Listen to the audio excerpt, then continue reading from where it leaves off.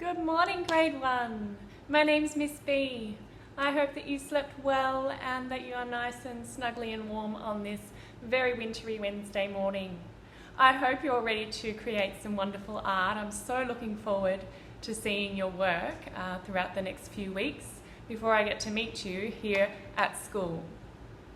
I firstly really want to say how happy I am to be teaching at your school. You do have a beautiful school, so I'm really looking forward, along with Miss Drum, in presenting some wonderful units for you. This term's unit begins with landscape art. So we're going to be thinking about what is a landscape and then exploring different landscapes to help us to create our very own landscape art. All right. First thing I would like to say to you, my name is B. I really like to place this hat on my head as a little bee, my little bee cap. So I like to have a bit of fun. You know, learning's all about fun, and art is certainly about fun as well.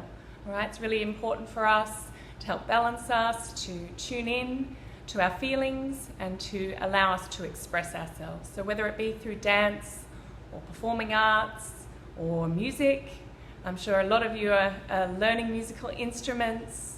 Some of you like to sing, dance, and I'm sure a lot of you like to create art, perhaps on your iPad or perhaps with your drawing tools at home. So with the unit over the next few weeks, with the learning, we're going to be using anything that is at hand to you. I'm not expecting that you're able to paint.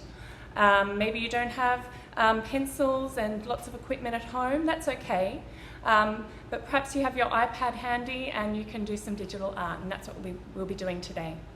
All right, so thinking about what a landscape is, and here in Aspendale at St. Louis, we're right beside the bay, aren't we? So thinking about what sort of things we see when we go down to the beach. It is a very wintry week. So we see grey clouds perhaps, all right, lots of waves. All right, so really tuning in and thinking about those key characteristics of each landscape.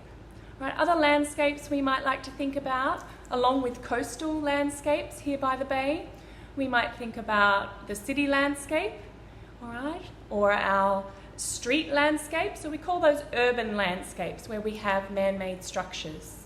All right, then we're thinking about Australia and tying in with your inquiry unit about Australia and Melbourne. Thinking about the desert. Maybe some of you have visited the outback before or travelled around to different areas of Australia. We have rainforest. We have all sorts of different landscapes.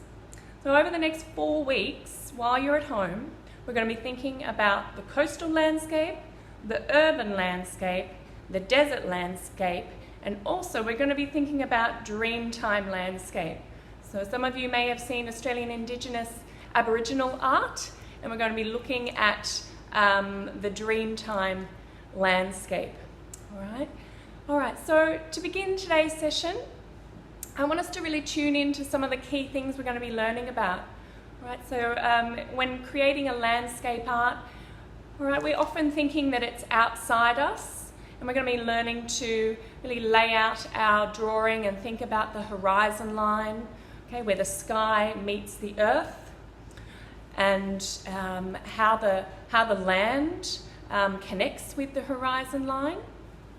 All right, we're going to be looking at what's in the background and what's in the foreground of our picture, all right, and thinking about perspective with that as well. So I'll be introducing you to that. I'm also wanting us to think about thinking more abstractly. All right, so there's another two key terms we can think about: what's realistic art and what's abstract art. And abstract art is more expressive. It's more about our feelings. So we could actually think of our landscape art as a personal landscape. So it might be you inside your bedroom or in your backyard. All right, it's a personal space. All right, but you might just draw and respond to different elements of that. So whether it be your toys or your favourite music. Okay, so we can be thinking about how to think outside the box when we're thinking about what landscape art is. I'll also mention that landscape art is usually in a landscape format. All right, so side on, all right, but that's just one way to orient. All right, there's another way that we can orient the page in portrait. All right, but that doesn't mean that we necessarily have to paint a portrait on a portrait piece of paper or landscape on the landscape at a landscape orientation. We can be thinking about perhaps mixing it up, and you might like to create your landscape the portrait way, upright, or when you create a portrait, you might even place it onto a landscape orientation. But today we're going to be concentrating on laying it out mainly on landscape format and looking at our wonderful book for today's session called The Magic Beach. It's actually in landscape, all right, so it's actually not portrait direction.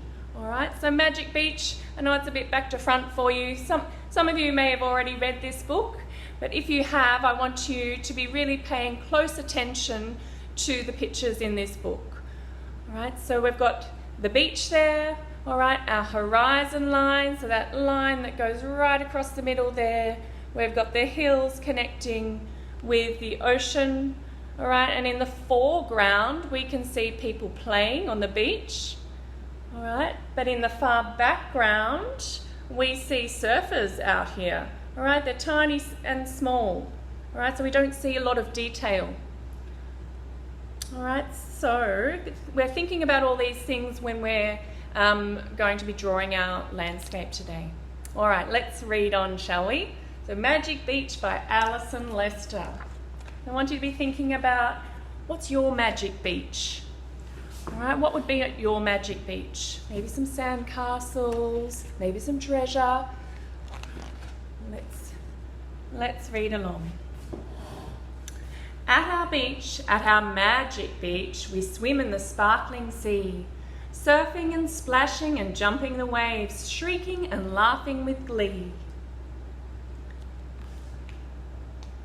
And we see lots and lots of people at the beach there. Of umbrellas, so starting to think about what you might draw and place into your picture. Wild white horses are thundering past, racing to get to the land, plunging and prancing and tossing their heads, then fading away on the sand. Oh, very swirly here. At our beach, at our magic beach, we play in the sand for hours, digging and building with buckets and spades, invincible castles and towers. Wow, look at that big sandcastle right there. I love building sandcastles. Do you? When was the last time you built a sandcastle, I wonder? The king and the queen are trapped in the moat. A dragon is spitting out flames. Princess Belinda is charging the beast to rescue little Prince James. At our beach, at our magic beach, we search in the clear warm pools, peering at starfish, limpets and crabs, and tiny fish darting in schools. Oh, I love this illustration. There's so much going on. We've even got someone floating in the pool there. It reminds me of my childhood, looking into little pools. And then, can you see really closely, we actually had the school of fish in the border as well. It's a very clever illustrator. Into the kingdom of fishes we go, riding on sea dragons' tails. Angelfish ferry a cargo of pearls past creeping convoys of snails. Oh, look at all those snails in there, all lined up. At our beach, at our magic beach, we walk when it's cloudy and grey, looking for driftwood, feathers and shells washed up on the edge of the bay. Ah, this very much reminds me of the bay down here at Aspendale and Mordialloc. All right, what do we see on the horizon line there? We see a big cargo ship. All right, and we see all the different things washed up on the beach, from bottles to shells. All right, we've got a kite. So thinking about the foreground and the background in this image, this one actually informs our drawing today. So we're going to be looking a bit closer at this and laying out our landscape drawing from this one. All right, so we see people a bit smaller in the background, all right, and this is called perspective, where it gets smaller and smaller as the distance grows further away. All right, let's keep reading. A leather-bound chest with buckles of brass lies tossed on the sand by the tide. As we push back the lid, we are dazzled by light from the glittering treasure inside. Oh, wow. Imagine if you found a big treasure chest full of jewels and gold. At our beach, at our magic beach, we rock in the tangerine boat, paddling out to the end of the line, then drifting back to the float.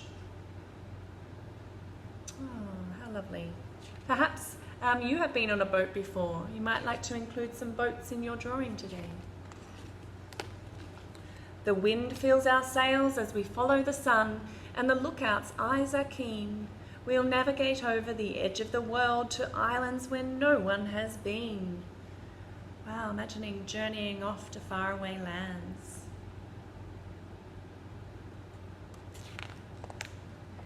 At our beach, at our magic beach, we laze on the jetty and wait, watching the watery shadows below for something to nibble the bait. Reminds me of the pier down here, going and fishing off the end of the pier. You're all having fun. A monstrous shark has taken the hook. It's struggling hard to break free, thrashing and crashing and fighting the line as we drag it in from the sea. Ho ho, look at that big shark. Wow. At our beach, at our magic beach, we bask in the glow of the fire. The moon makes a silvery path on the sea, and the waves come to shore with a sigh. Oh, that's nice. So we have the shimmering water here. Can you see that shimmering water? And we can clearly see what's called perspective as it narrows, as it goes farther away, right to the horizon line. Right, so the horizon line is not just where the sky meets the sea, but the horizon in this image is where the land meets the sea. A beacon is signalling up on the cliff. An answer blinks back from the bay. Smugglers are hauling in crate loads of rum, then silently stealing away. Oh, smuggling away the rum. Whoops, this one knows that something's up. At our beach, at our magic beach, the old bed is cozy and wide. To the sounds of the ocean, we sleep through the night.